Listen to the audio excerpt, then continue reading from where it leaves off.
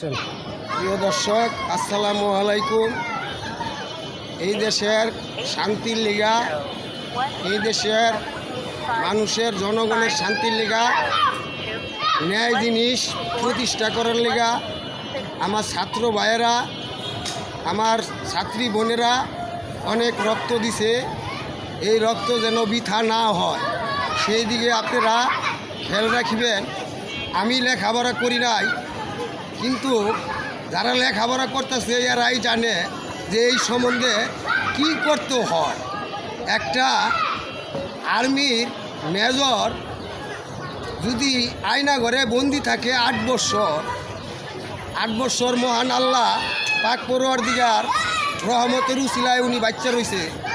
একজন আর্মিতে লোক জয়েন করার লেগা কতটুকু তার শিক্ষার দরকার, কতটুকু ট্রেনিংয়ের দরকার, এগুলা কইরা সে একজন আর্মি হয়েছে।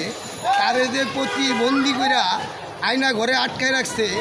আমার ছাত্র ভাইদের কাছে অনুরোধ থাকবো যে আপনারা এর প্রতিবাদ করবেন এবং এগুলার পিছনে কারা কারা জড়িত আছে তাদের লেগা আপনারা মাননীয় প্রধান উপদেষ্টা ডাক্তার ইউনূস স্যারের কাছে একটা আবেদন জানাইবেন। এটা পাগলা শহীদ ভাইয়ের অনুরোধ রইল আপনাদের কাছে। আসসালামু আলাইকুম।